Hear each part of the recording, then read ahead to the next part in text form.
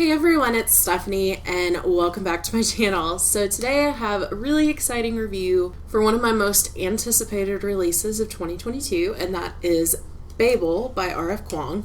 The long title is Babel, or The Necessity of Violence, an arcane history of the Oxford Translators' Revolution, which is a mouthful. I will preface this by saying I have not read her Poppy War trilogy, so I don't know how it compares.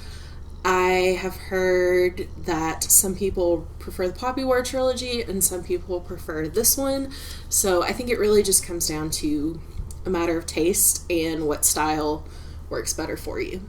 This is a historical fiction set in Victorian England in the 1800s, and we follow four main characters, but the real focus is on a character, Robin Swift, and at the age of 10, he was taken from his home in Canton to come live in England with this English professor, and he is taught Latin, Greek, and Mandarin, and taught to read, and really brought up in this very strict academic environment.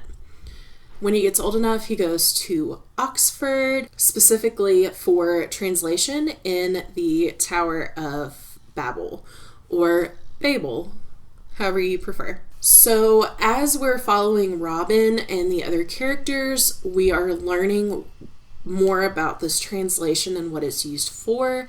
And it's specifically used for the magic system called silverworking. And basically you can take words from different languages and put them together based on their etymology, common usage, and make the object do something specific. And it's a lot more complicated than it sounds, but it is one of the most unique magic systems I've ever read about. So they are using the silver working really to go toward industrialization, and on the surface it seems like a really great thing. Robin and his classmates are really swept up in Oxford and being away from home for the first time, having complete freedom.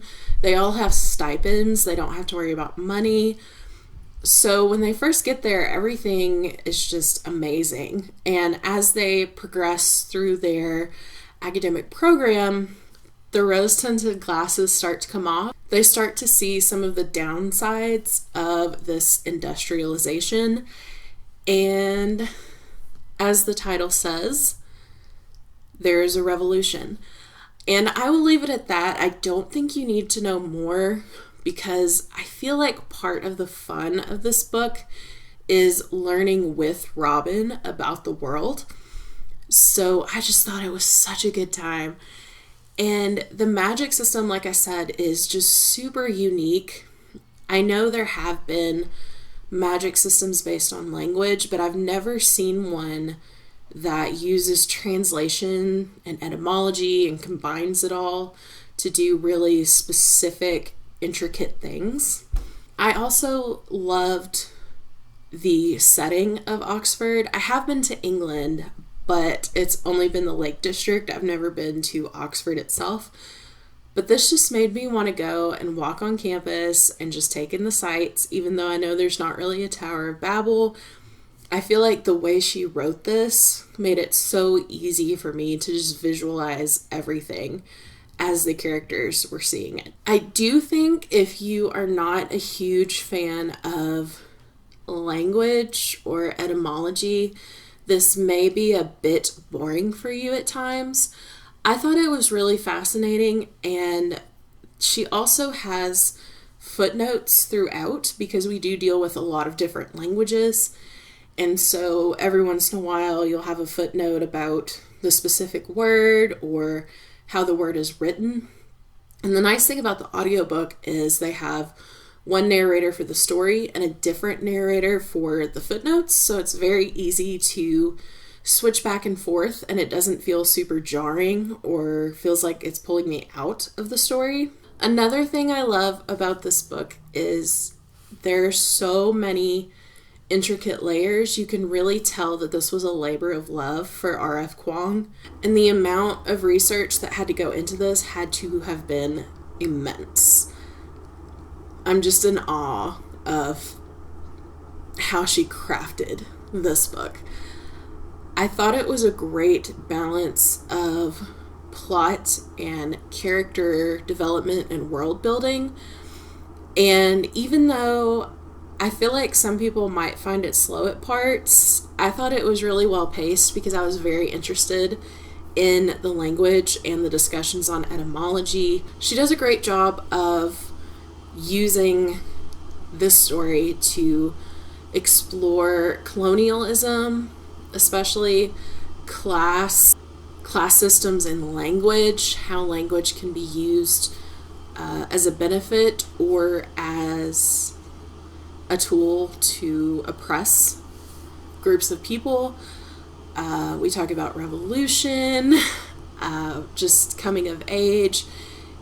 It really spans a lot of different subjects, and I just thought it was fantastic. I haven't really read a lot of dark academia, so I don't really have a lot to compare this to, but I just thought it was a masterpiece. I consumed this as fast as I could. When I wasn't reading it, I was wondering when I could read it next, and I was thinking about it and what would happen next in the book.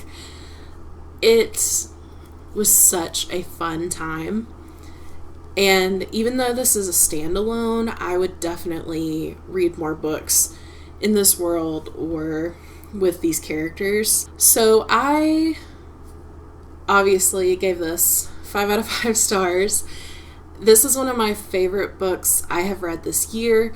I waited about 2 or 3 weeks before I did this review so that I didn't have too much recency bias, and I finished it a while back, and I'm still thinking about it and loving it, and the more I think about it, the more layers get peeled off, and I'm already looking forward to rereading it.